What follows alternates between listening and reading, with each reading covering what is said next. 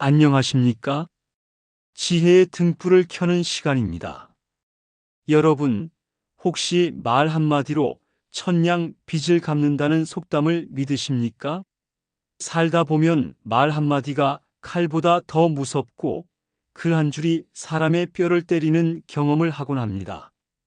오늘 들려드릴 이야기는 칼과 창이 난무하던 전쟁터에서 오직 종이 한 장과 붓 한 자루로 적장의 간담을 서늘하게 만들었던 한 남자의 이야기입니다. 지금으로부터 1000년도 더 된 옛날 중국 당나라에 어마어마한 반란이 일어났습니다. 반란군의 대장은 황소라는 인물이었죠. 그는 잔인하기로 소문이 자자했고 당나라 황제마저 수도를 버리고 도망칠 정도로 기세가 등등했습니다. 그런데 어느 날 이 천하무적 황소가 막사에서 편지 한 통을 읽고 있었습니다. 처음에는 비웃으며 읽어내려가던 그의 표정이 점점 굳어지기 시작합니다. 손이 부들부들 떨리더니 급기야 으악 하고 비명을 지르며 의자에서 굴러떨어지고 맙니다.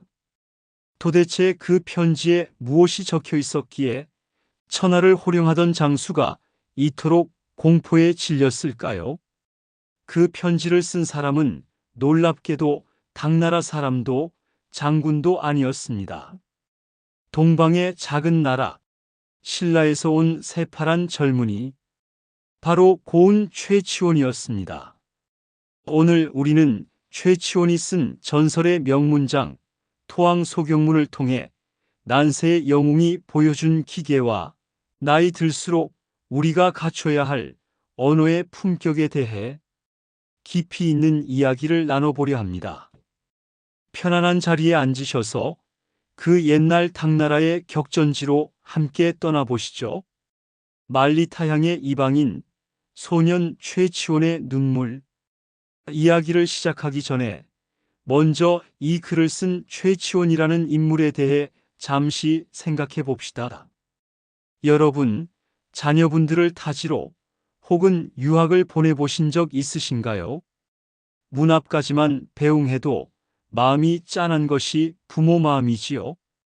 그런데 최치호는 겨우 12살, 초등학교 5, 6학년 정도의 나이에 배를 탔습니다.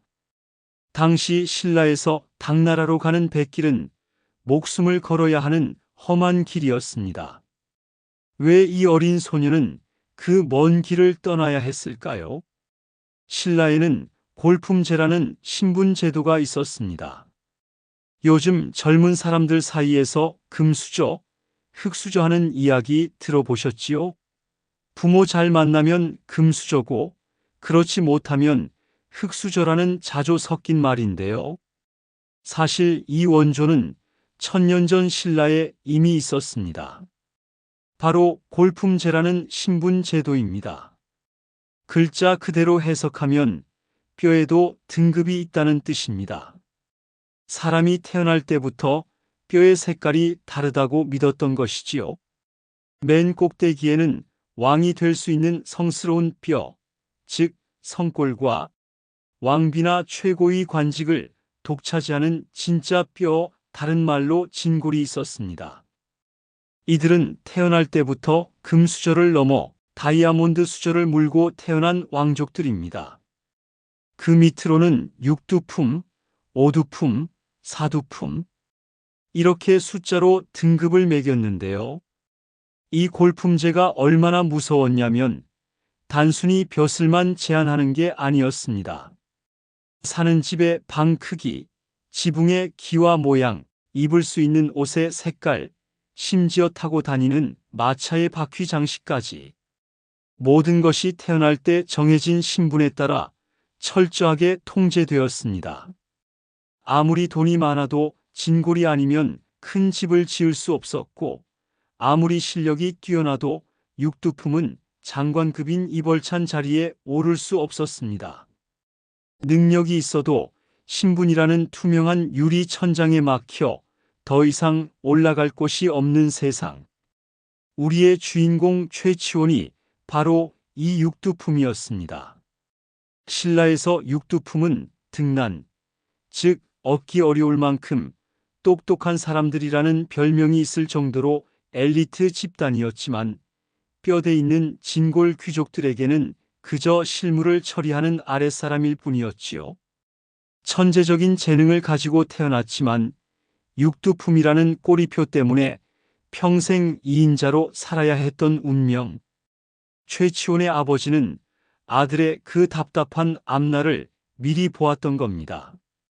그래서 결단을 내립니다. 이 좁은 신라 바닥에서는 내가 아무리 날고 기어도 진골들의 심부름꾼밖에 안 된다. 차라리 넓은 세상, 당나라로 가서 실력으로 승부해라. 최치원은 육두품이었습니다. 아버지는 어린 아들을 떠나보내며 아주 매정한 한마디를 남깁니다. 10년 안에 당나라의 과거 시험에 합격하지 못하면 너는 내 아들이 아니다. 나도 너를 아들이라 생각지 않겠다. 가서 뜻을 이루어라. 참으로 독한 아버지입니다. 12살 소년이 그 말을 듣고 낯선 땅에 도착했을 때 얼마나 외롭고 무서웠을까요? 말도 통하지 않는 곳, 아는 사람 하나 없는 곳. 최치원은 그때부터 잠을 쫓아가며 공부했습니다. 졸음이 오면 상투를 천장에 매달고 허벅지를 꼬집었습니다. 이때 최치원이 남긴 유명한 말이 있습니다. 인백기천. 남이 100을 노력하면 나는 1000을 노력한다. 우리 어르신들께서도 젊은 시절 가족을 먹여 살리기 위해, 자식들 공부시키기 위해 남들 쉴 때 쉬지 않고 일하지 않으셨습니까? 최치원의 이 인백기천 정신은 바로 우리네 아버지, 어머니들의 삶과 닮아 있습니다.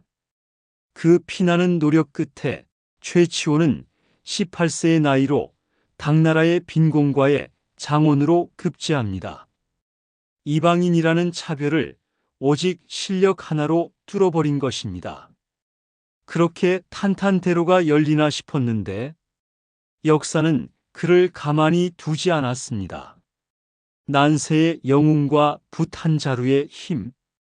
최치원이 벼슬길에 오르고 얼마 지나지 않아 당나라 전역이 화염에 휩싸입니다. 소금 장수 출신인 황소가 일으킨 난, 바로 황소의 난 때문인데요. 백성들이 굶어 죽어가는데 나라님이 밥그릇을 뺏어가면 어떻게 될까요? 나라가 뒤집히게 되겠지요? 당나라 말기 세상을 공포로 몰아넣었던 황소의 난이 바로 그런 사건이었습니다. 화려했던 당나라가 왜 갑자기 무너졌는지 그 속사정을 들여다보면 지금의 우리에게도 시사하는 바가 큽니다. 황소의 난이 일어날 수밖에 없었던 기막힌 이유, 딱 2가지로 요약해 드리겠습니다. 첫째, 하늘도 버린 백성들, 가뭄과 메뚜기 떼의 습격. 첫 번째 이유는 배고픔입니다. 당시 당나라에는 몇 년 동안 비가 오지 않는 지독한 가뭄이 들었습니다. 땅은 거북이 등처럼 쩍쩍 갈라지고 농작물은 다 말라 비틀어졌지요. 그런데 엎친 데 덮친 격으로 메뚜기 떼까지 창궐했습니다. 메뚜기 떼가 얼마나 무서운지 아십니까? 하늘을 새카맣게 뒤덮고 지나가면 잎사귀 하나 남지 않고 싹 다 사라집니다. 당장 먹을 쌀 한 톨이 없어서 사람들은 나무 껍질을 벗겨 먹고 흙을 파먹는 지옥 같은 상황이었습니다.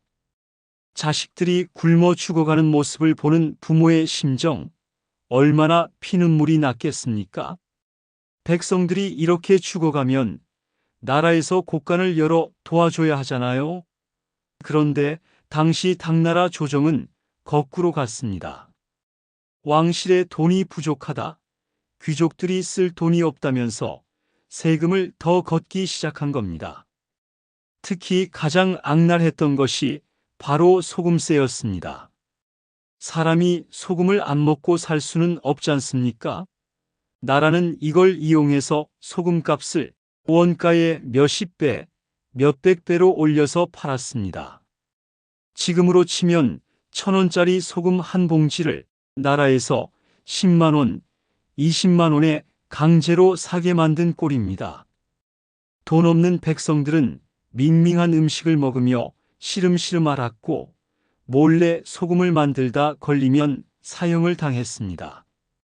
백성들 입에서는 이런 말이 절로 나왔겠지요. 굶어 죽으나 맞아 죽으나 이래 죽으나 저래 죽으나 매한 가지다. 이때 백성들의 분노에 불을 치른 사람이 등장합니다. 바로 황소입니다.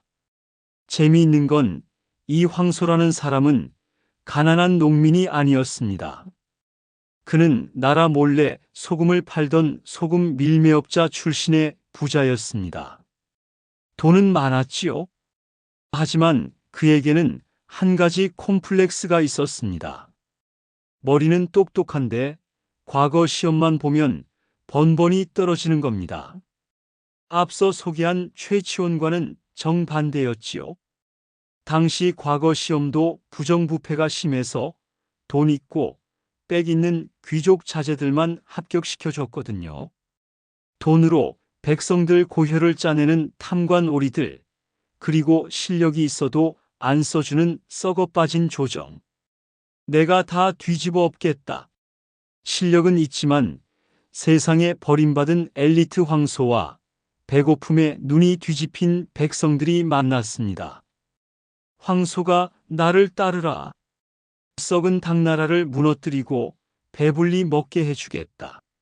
라고 외치자 며칠 만에 수십만 명의 사람들이 구름대처럼 몰려들었습니다.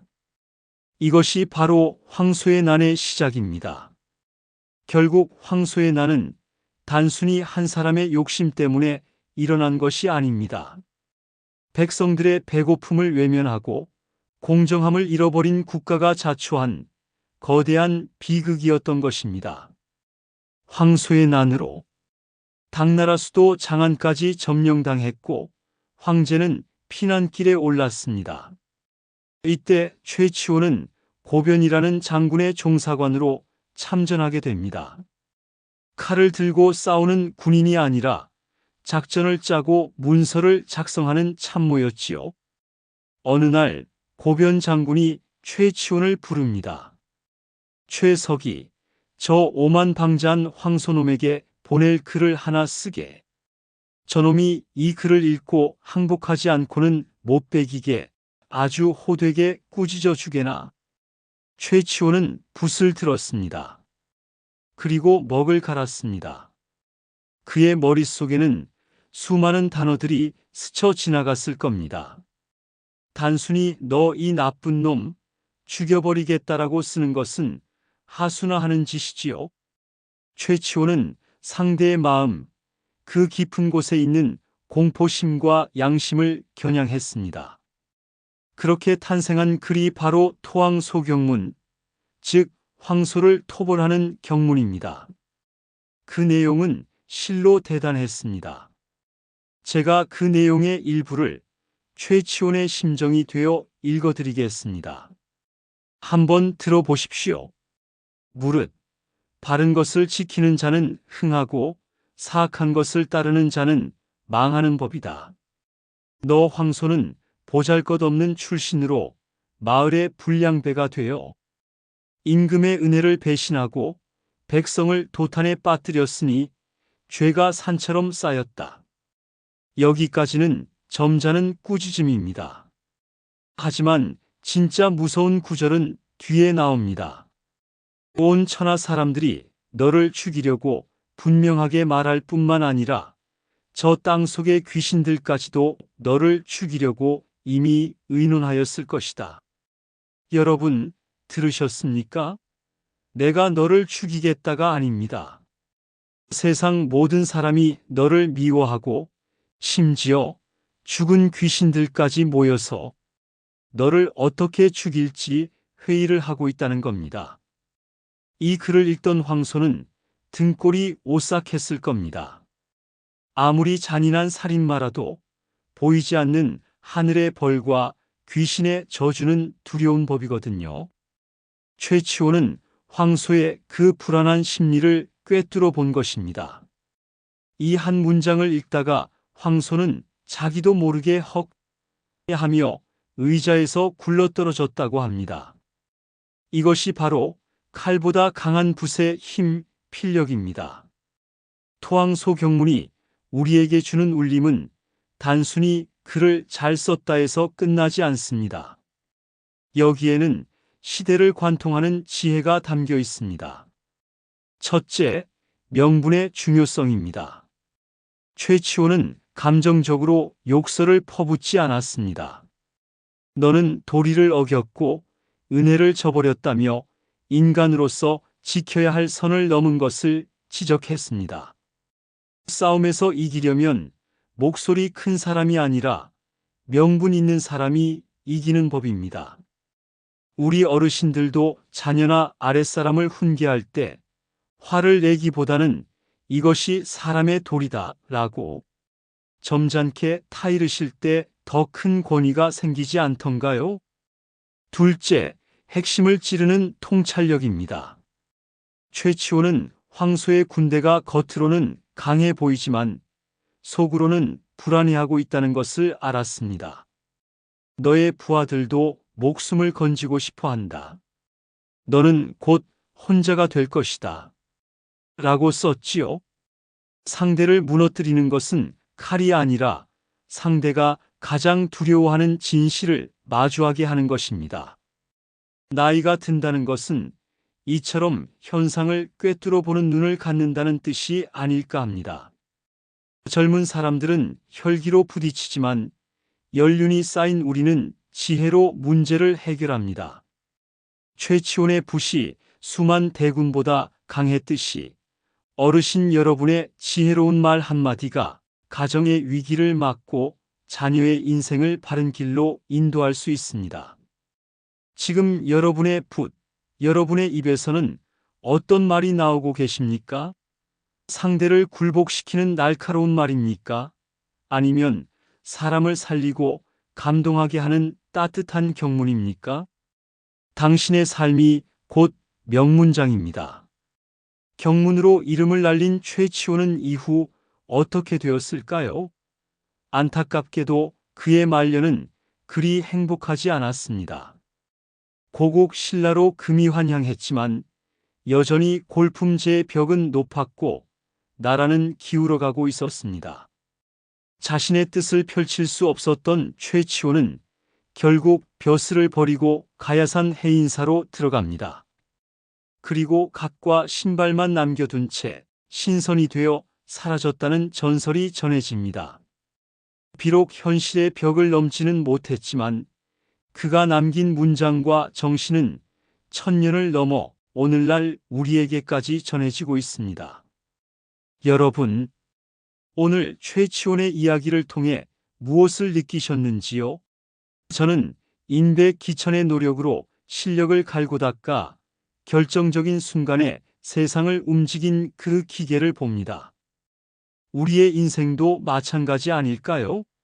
젊은 날 가족을 위해 밤낮 없이 달렸던 여러분의 땀방울, 자식들 몰래 삼켰던 눈물들, 그 모든 시간이 모여 지금의 여러분이라는 훌륭한 역사를 만들었습니다.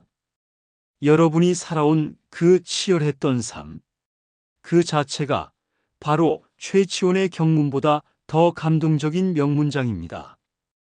이제는 그 연륜과 지혜로 주변 사람들에게 향기를 전하는 어른이 되어 주십시오. 목소리를 높이기보다는 깊이 있는 한마디로, 성급함보다는 기다림으로 세상을 대할 때 우리는 더 존경받는 어른이 될 것입니다. 오늘 붓 한 자루로 천하를 호령했던 최치원처럼 여러분의 지혜로운 말 한마디가 누군가의 인생을 바꾸는 기적을 만드시길 바랍니다.